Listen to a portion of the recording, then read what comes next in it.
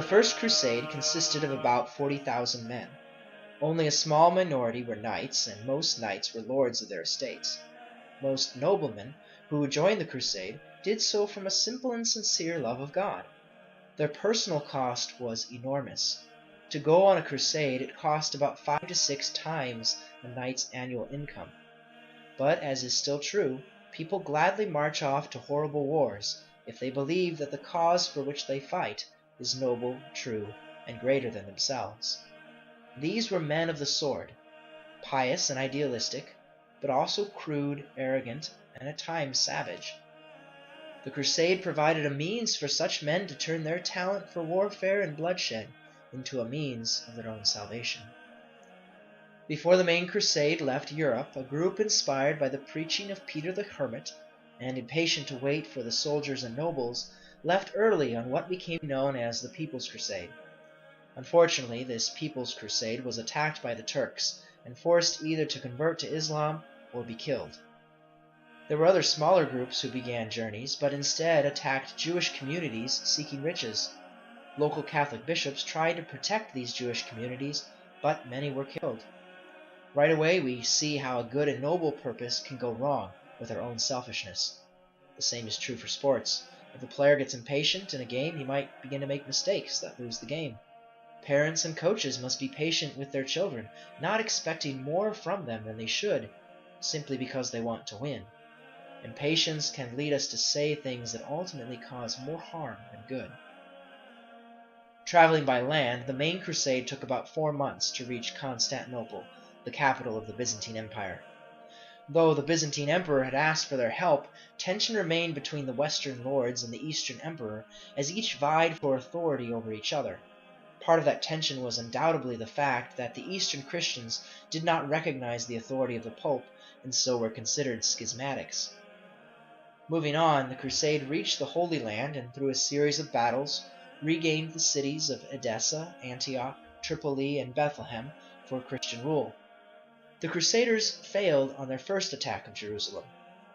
In preparation for a second attack, the soldiers of Christ built siege works, fasted, and walked as barefoot pilgrims around the city.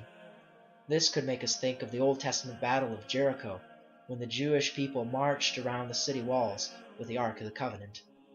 The Crusaders' second attempt was successful. Both Muslims and Jews were killed in the initial battles, but after Jerusalem's conquest, many were allowed to purchase their freedom or were expelled from the city. Just as the Crusaders did not give up after their first failure to capture Jerusalem, so we too must not get upset when we lose sometimes. We must try again, and working together we can do better.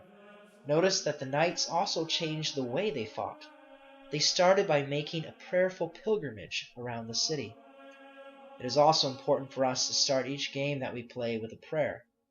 Not because God will make sure that we win, but because we ask Him that everyone can have fun playing, be protected from getting hurt, and be His disciples even on the court or field.